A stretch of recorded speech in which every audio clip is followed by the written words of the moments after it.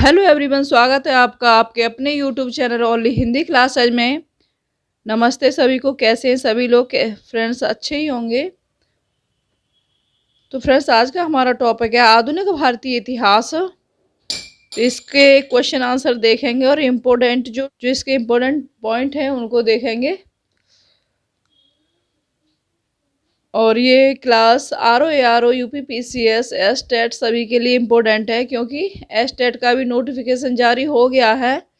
अभी ये नहीं पता है कि फॉर्म वगैरह कब से फिल होंगे।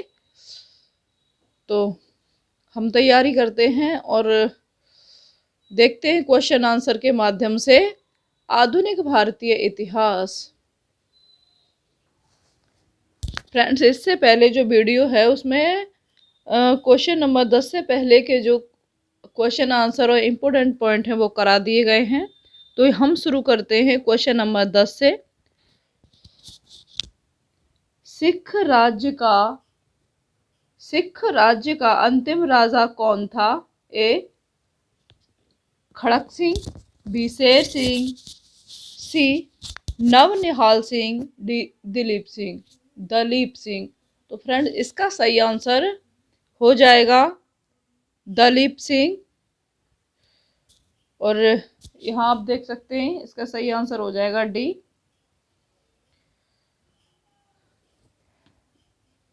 देखते हैं कुछ इसके इम्पोर्टेंट पॉइंट जो हैं इस क्वेश्चन से संबंधित। महाराजा दलीप सिंह सिख संप्रदाय के अंतिम शासक थे। उन्होंने 1843 से 1849 ईस्वी तक शासन किया था। यहाँ से कुछ क्वेश्चन है। Governor general viceroy. तो इसका पहला क्वेश्चन है, तृतीय आंग्ल मराठा युद्ध संबंधित है। ए सर जॉन शोर से, बेलेजली से, हेस्टिंग्स से, कार्नवालिस से। तो फ्रेंड, इसका सही आंसर हो जाएगा सी हेस्टिंग्स से। देखते हैं इसकी व्याख्या। तृतीय आंग्ल मराठा युद्ध 18 से 17 ईस्वी से 18 ईस्वी लॉर्ड हेस्टिंग्स से संबंधित है। पेशवा बाजीराव द्वितीय ने कोरेगांव एवं किर्की के युद्ध में हारने के बाद फरवरी 1818 में अंग्रेजों के समक्ष समर्पण कर दिया था। तृतीय आंग्ल मराठा युद्ध के समय गवर्नर जनरल लॉर्ड हेस्टिंग ही था।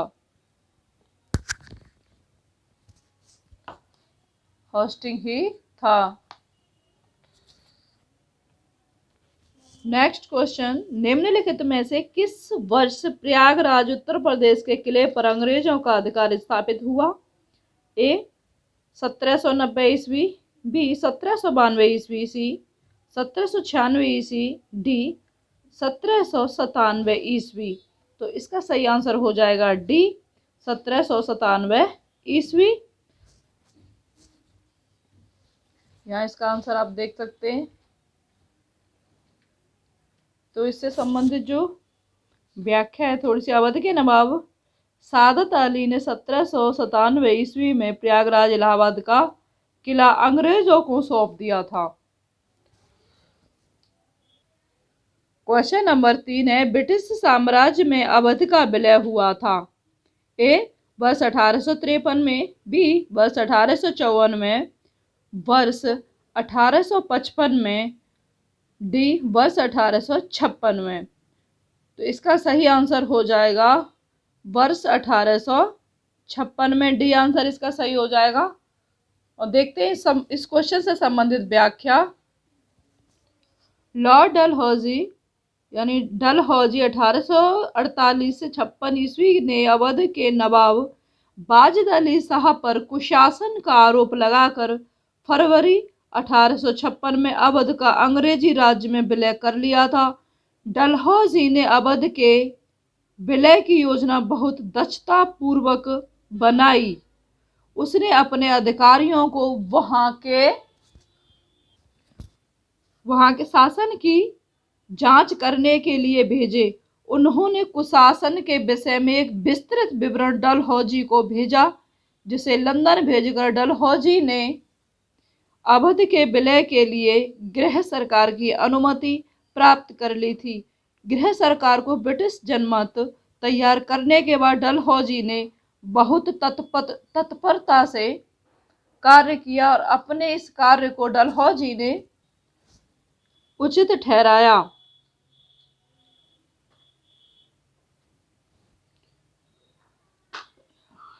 इन शब्दों को मैं उचित ठहराया। यदि अंग्रेज सरकार इस प्रकार से कुशासन को, जिसमें करोड़ों लोग पिस रहे हैं, अधिक समय तक चलाने में सहायता देती है, तो वह मानव और ईश्वर दोनों की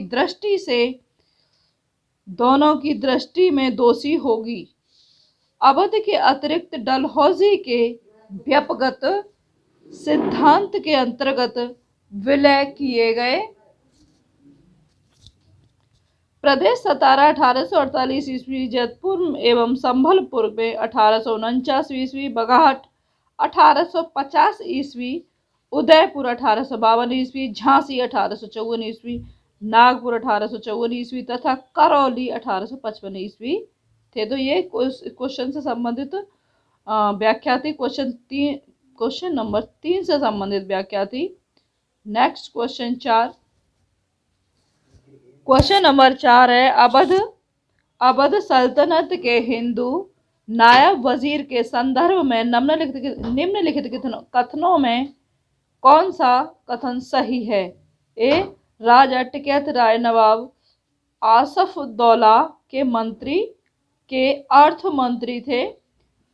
दूसरा पॉइंट है, अवध के नवाबों के राज्यों में सामान्यतया कतिपय हिंदू जातियों के लोगों को उच्च स्थान प्राप्त था। अब देखते हैं इसका कूट। ए, केवल एक सही है। बी, केवल 2 सही है। सी, 1 और 2 दोनों सही हैं। डी, न तो 1 ना ही। तो इसका सही आंसर हो जाएगा सी, दोनों सही हैं। 1 और 2 दोनों सही हैं। राजा टिकैत राय नवाब आसफउद्दौला के अर्थ मंत्री थे। दो, अवध के नवाबों के राज्यों में सामान्यतः कतिपय हिंदू जातियों के लोगों को उच्च स्थान प्राप्त था। इस क्वेश्चन की व्याख्या, राजा टिकैत राय नवाब आसफउद्दौला के दीवान या अर्थ मंत्री थे, अतः कथन 1 सही है। अवध के नवाबों के राज्य में हिंदू अधिकारियों को भी उच्च पदों पर नियुक्त किया गया था। उदाहरण थे आसफउद्दौला के दीवान राजा टिकैत राय व राजा झाऊ लाल एवं नवाब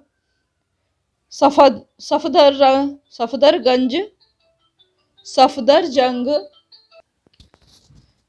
के प्रधानमंत्री व सेना नायक राजा नवल राय आदि हिंदू जाति के ही थे, अतः कथन 2 भी सही है। तो ये क्वेश्चन से संबंधित व्याख्या। नेक्स्ट क्वेश्चन, क्वेश्चन नंबर 5, निम्नलिखित में से कौन सा युग्म सही सुमेलित नहीं है? ए, हेक्टर मुनरो बक्सर का युद्ध। बी, लॉर्ड हेस्टिंग्स आंग्ल नेपाल युद्ध। वेलेस्ली चतुर्थ आंग्ल मैसूर युद्ध। कॉर्नवालिस तृतीय आंग्ल मराठा युद्ध। तो सही सुमेलित नहीं पूछा है, इसका सही आंसर हो जाएगा डी, कॉर्नवालिस तृतीय आंग्ल मराठा युद्ध। यही गलत है इसका। ये इसकी व्याख्या, तृतीय आंग्ल मराठा युद्ध 1817 से 18 ईस्वी लॉर्ड हेस्टिंग्स के काल में हुआ था, ना कि कॉर्नवालिस के काल में, अतः विकल्प डी सही है। डी सुमेलित नहीं है। क्वेश्चन नंबर 6, निम्नलिखित में से किस गवर्नर जनरल ने भारत में दास प्रथा को समाप्त किया था? ए, कॉर्नवालिस ने। बी, एलन वरो ने। सी, विलियम बेंटिंग ने। डी, जॉन शोर ने। तो इसका सही आंसर हो जाएगा, दास प्रथा को खत्म किया था एलन वरो ने। बी आंसर इसका सही हो जाएगा। 1843 के एक्ट वी के द्वारा भारत में तत्कालीन गवर्नर जनरल एलन वरो ने दास प्रथा का उन्मूलन किया था। इसका कार्यकाल 1842 से 44 ईस्वी तक रहा था। नेक्स्ट क्वेश्चन, निम्नलिखित घटनाओं पर विचार कीजिए तथा उनको कालक्रमानुसार व्यवस्थित कीजिए। फर्स्ट, सिक्किम का विलय।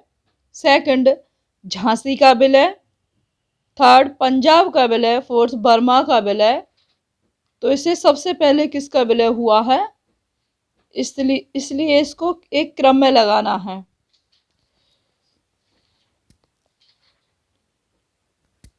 तो यहाँ पर सबसे पहले जो विलय हुआ है, तो सबसे पहले हुआ है पंजाब का विलय।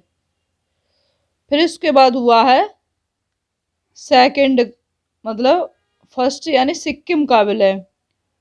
फिर उसके बाद हुआ है बर्मा का विलय और लास्ट में हुआ है झांसी का विलय। नहीं, लास्ट में हुआ है झांसी का विलय। तो अब देखते हैं इसके कूट। तो इसका सही आंसर हो जाएगा बी, थर्ड, फर्स्ट, फोर्थ और सेकंड। देखें इसकी व्याख्या। विकल्प रियायतों के ब्रिटिश भारत में विलय का क्रमानुसार कालक्रम निम्न है। सिक्किम 1850, पंजाब 1849 और बर्मा 1853, झांसी 1854। तो इसमें 1850 में सिक्किम का आंशिक क्षेत्र, दार्जिलिंग और तराई का कुछ भाग का ब्रिटिश भारत में विलय हुआ था। उसी तरह प्रथम आंग्ल बर्मा युद्ध द्वारा 1826 में आसाम, मणिपुर, कछार, अकारण, अराकन प्रांत आदि क्षेत्रों का ब्रिटिश भारत में विलय हुआ। द्वितीय आंग्ल बर्मा युद्ध द्वारा 1853 में पैगू का विलय कर लिया गया। तृतीय आंग्ल बर्मा युद्ध द्वारा संपूर्ण बर्मा का विलय भारत में कर दिया गया। उपयुक्त प्रश्न में दिए गए विकल्पों को कालक्रमानुसार में व्यवस्थित करने के लिए सिक्किम का विलय 1850 तथा बर्मा का पैगू विलय के अनुसार मानने का सटीक उत्तर भी प्राप्त होगा। नेक्स्ट क्वेश्चन 8, सूची फर्स्ट को सूची सेकंड के साथ सुमेलित कीजिए तथा सूचियों के नीचे दिए गए कूट का प्रयोग करके सही उत्तर का चयन कीजिए। इधर सूची फर्स्ट है, इधर सूची सेकंड है, तो छोटा छोटा दिखाई दे रहा है तो आप जूम कर सकते हैं। युद्ध, और इधर युद्ध दिया है, इधर वर्ष दिया है। ए, द्वितीय आंग्ल मैसूर फर्स्ट 1830 से 5 ईस्वी युद्ध। बी, द्वितीय आंग्ल 1780 से 84 ईस्वी फ्रांसीसी युद्ध। सी, तृतीय आंग्ल। सी, द्वितीय आंग्ल 1878 से 80 ईस्वी मराठा युद्ध। डी, द्वितीय आंग्ल 1750 से 54 ईस्वी अफगान युद्ध। तो इसे देखते हैं मिला के। तो इसमें पहले का हो जाएगा दूसरा, ए का हो जाएगा दूसरा 1700। द्वितीय आंग्ल मैसूर युद्ध 1780 से 84 ईस्वी।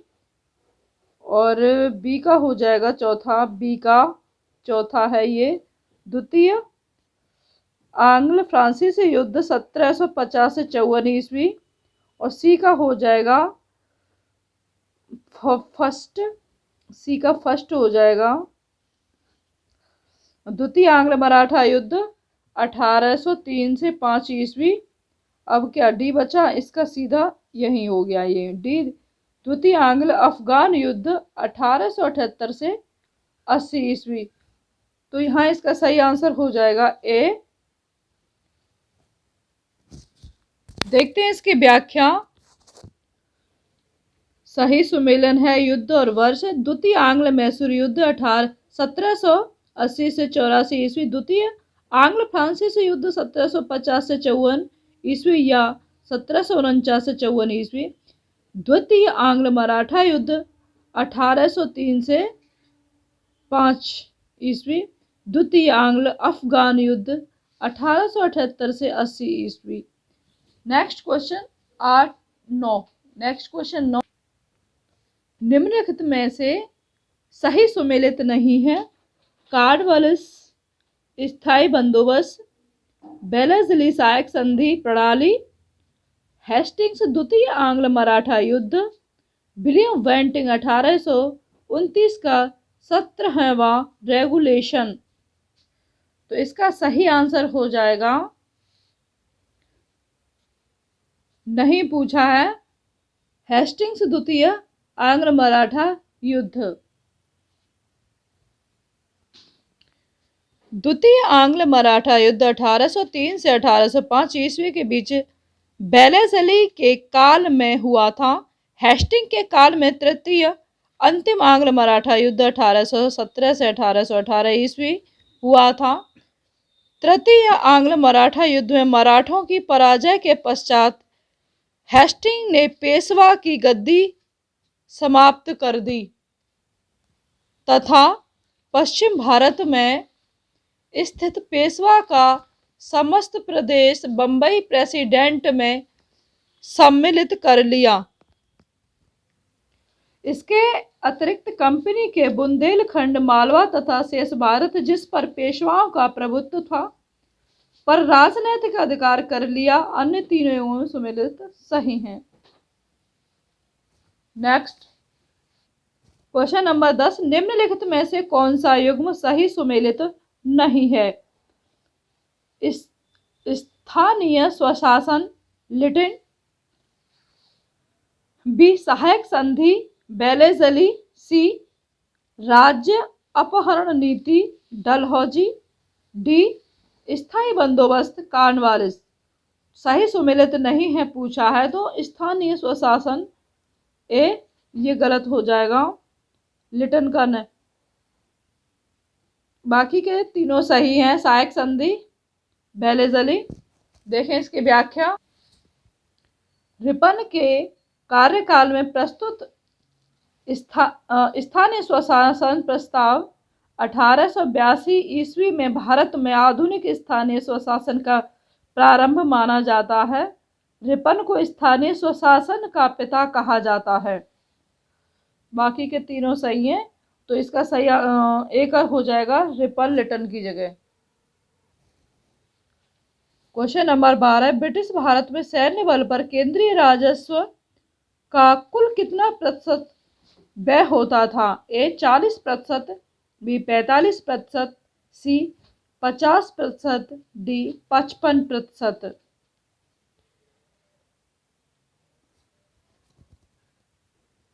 इसका सही आंसर हो जाएगा ए 40%।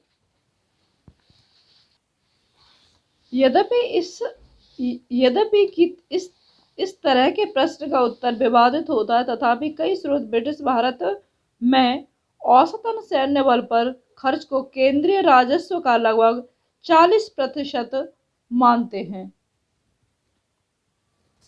क्वेश्चन नंबर 13, 18वीं शताब्दी के उत्तरार्ध में किसे प्राय कंपनी बहादुर की शान शौकत का स्थानीय प्रतिनिधि कहा जाता था। ए कोतवाल, बी दरोगा, सी अमला, डी जमींदार। तो इसका सही आंसर हो जाएगा बी दरोगा। 1793 ईस्वी में कार्नवालिस ने जमींदारों को उनके पुलिस कर्तव्यों से अलग कर प्रत्येक 20 से 20 वर्ग मील के क्षेत्र में थाना स्थापित किया तथा दरोगा नामक पुलिस अधिकारी नियुक्त किया। दरोगा की नियुक्ति एवं पर्यवेक्षण मजिस्ट्रेट द्वारा किया जाता था। किसान दरोगा को कंपनी बहादुर की शान शौकत का स्थानीय प्रतिनिधि मानते थे। क्वेश्चन नंबर 14, अंग्रेजों के विरुद्ध बनारस विद्रोह का नेतृत्व किसने किया था। ए शुजाउद्दौला, बी आसफउद्दौला, सी राजा चेत सिंह, डी राजा महीप नारायण सिंह।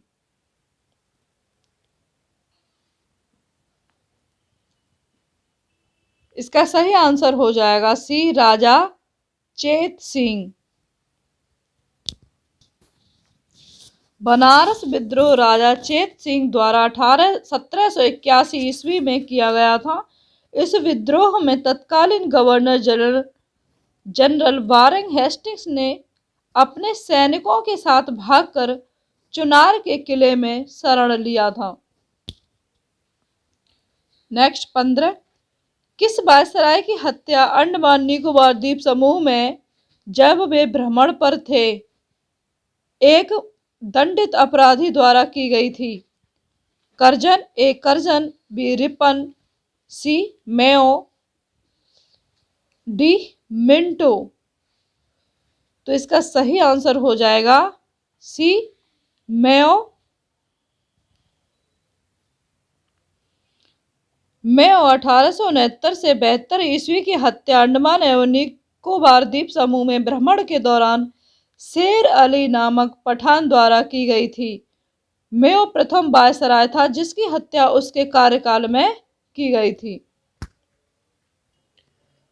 क्वेश्चन नंबर 16, प्राचीन स्मारक संरक्षण एक्ट किस गवर्नर जनरल के कार्य में पारित हुआ था? मिंटो, ए मिंटो, बी लिनलिथगो, सी कर्जन, डी कैनिंग। इसका सही आंसर हो जाएगा सी कर्जन। प्राचीन स्मारक संरक्षण अधिनियम 1904 ईस्वी के द्वारा कर्जन ने भारत में पहली बार ऐतिहासिक इमारतों की सुरक्षा एवं मरम्मत की ओर ध्यान देते हुए 50,000 पाउंड की धनराशि का आवंटन किया था। इस कार्य के लिए भारतीय पुरातत्व सर्वेक्षण को एकीकृत एवं केंद्रीय स्वरूप देते हुए जॉन मार्शल को इसका नया महानिदेशक नियुक्त किया गया। नेक्स्ट क्वेश्चन, फूट डालो और राज करो की रणनीति अपनाई गई थी? कर्जन द्वारा, ए कर्जन द्वारा, बी मिंटो द्वारा, सी डलहौजी द्वारा, डी बेलेज़ली द्वारा। तो इसका सही आंसर हो जाएगा कर्जन और मिंटो दोनों के द्वारा। ए एन बी इसका सही आंसर हो जाएगा।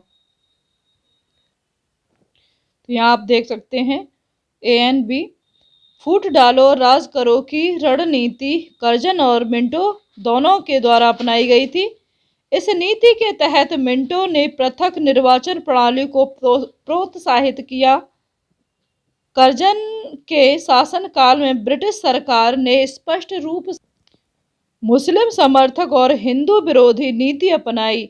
इस नीति के ही प्रतीक के रूप में 1905 में बंगाल विभाजन किया गया।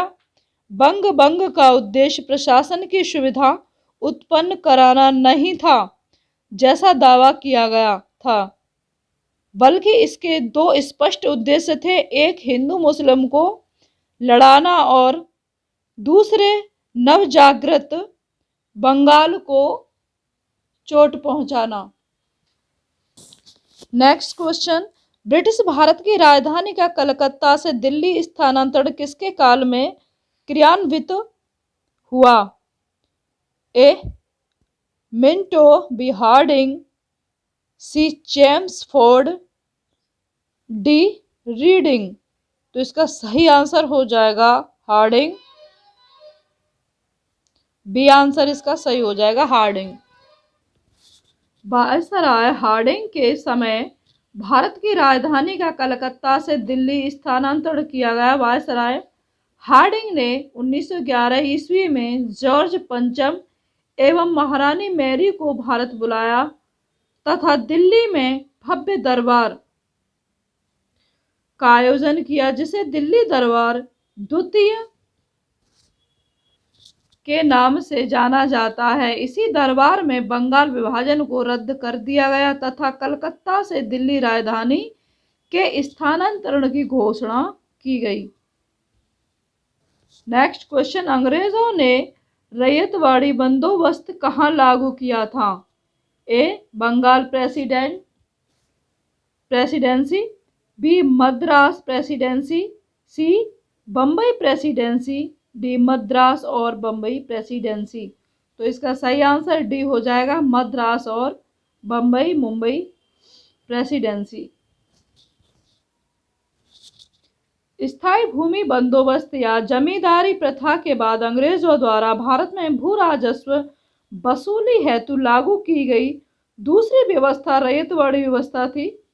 इस व्यवस्था के जन्मदाता टॉमस मुनरो और कैप्टन रीड थे, जिन्होंने सर्वप्रथम इसे तमिलनाडु के 12 महल क्षेत्र में लागू किया। तत्पश्चात यह व्यवस्था मद्रास, बंबई के कुछ हिस्से, पूर्वी बंगाल, असम आदि में लागू की गई। इस प्रथा के अंतर्गत रैयतों को भूमि के मालिकाना और कब्जादारी अधिकार दिए गए और ये प्रत्यक्षतः सरकार को भू राजस्व का भुगतान करने के लिए उत्तरदायी थे। इस व्यवस्था ने कृषक भूस्वामित्व की स्थापना की। इसके अंतर्गत कुल ब्रिटिश भारत के भू क्षेत्र का लगभग 51% हिस्सा शामिल था। इस व्यवस्था के अंतर्गत लगान की वसूली कठोरता से की जाती थी तथा लगान की दर भी काफी ऊंची थी, जिसका परिणाम यह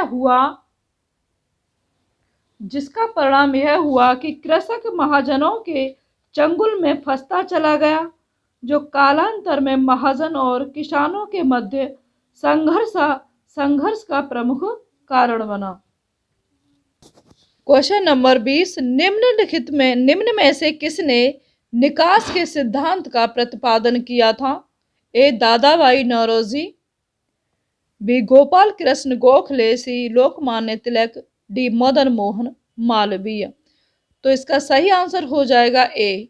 दादाभाई नौरोजी। बहिर्गमन की राष्ट्रवादी परिभाषा का तात्पर्य भारत से धन संपत्ति एवं माल का इंग्लैंड में हस्तांतरण था, जिसके बदले में भारत को इसके समतुल्य कोई भी आर्थिक, वाणिज्यिक या भौतिक प्रतिलाभ नहीं होता था। इस प्रकार भारतीय दृष्टिकोण से बहिर्गमन का अर्थ था यातायात की तुलना में अधिक निर्यात का होना। दादाभाई नौरोजी धन के बहिर्गमन के सिद्धांत के सबसे पहले और सर्वाधिक प्रखर प्रतिपादक थे। उन्होंने अपने पुस्तकों एवं लेखों England's duties to India, poverty and un British rule in India, the point and means of India तथा on the commerce of India के माध्यम से अपवाह सिद्धांत का प्रतिपादन किया। एक अन्य प्रख्यात भारतीय नेता रमेश चंद्र दत्त ने भी धन के बहिर्गमन के सिद्धांत पर बल दिया। उन्होंने अपने लेख इकोनॉमिक हिस्ट्री ऑफ इंडिया में यह मत प्रकट किया कि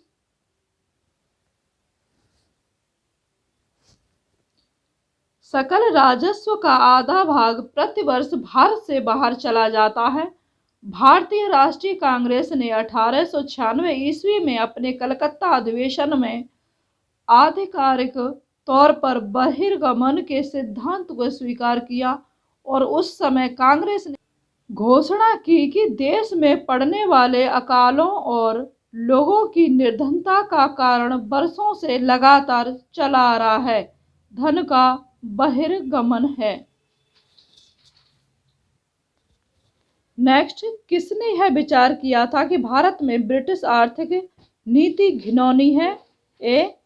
बीजी Tilak, B. Dadabhai Naoroji, C. Karl Marx, D. Adam Smith. तो इसका सही आंसर हो जाएगा C. Karl Marx. Next, Assam में सर्वप्रथम चाय कंपनी की स्थापना कब हुई? 1835 ईस्वी में, बी. 1837 ईस्वी में, सी. 1839 ईस्वी में, डी. 1841 ईस्वी में। इसका सही आंसर हो जाएगा सी. 1839 ईस्वी में। असम में सर्वप्रथम चाय कंपनी की स्थापना 1839 ईस्वी में हुई थी। यह कंपनी 5 लाख रुपए की पूंजी के साथ इंग्लैंड में स्थापित की गई थी तथा नज़ीरा असम में इस कंपनी का मुख्यालय था। दक्षिण असम कंपनी भारत की सबसे पुरानी व्यावसायिक चाय कंपनी है जो वर्तमान में भी कार्यरत है। नेक्स्ट और लास्ट क्वेश्चन है इस टॉपिक से संबंधित, निम्नलिखित में से कौन भारत का एकमात्र यहूदी वायसराय था? ए कर्जन, बी कैनिंग, सी इरविन, डी रीडिंग। तो इसका सही आंसर हो जाएगा डी रीडिंग। भारत एकमात्र यहूदी वायसराय रीडिंग 1921 से 1926 था। इसके समय चोरी चोरा की घटना, स्वराज पार्टी का गठन, रॉलेट एक्ट का निरसन आदि हुआ था। इसके बाद में जो अगले वीडियो में क्वेश्चन आंसर होंगे 1857 की क्रांति से होंगे। यहाँ कुछ इंपॉर्टेंट पॉइंट दिए हुए क्षेत्रीय राज्य से। तो पहला पॉइंट है, प्रथम आंग्ल मैसूर युद्ध 1767 से 69 ईस्वी में हुआ। नेक्स्ट है, यह युद्ध 4 अप्रैल 1769 ईस्वी में मद्रास की संधि द्वारा समाप्त हुआ। नेक्स्ट है, द्वितीय आंग्ल मैसूर युद्ध 1780 से 84 ईस्वी के दौरान हैदर अली ने निजाम तथा मराठों के साथ मिलकर अंग्रेजों के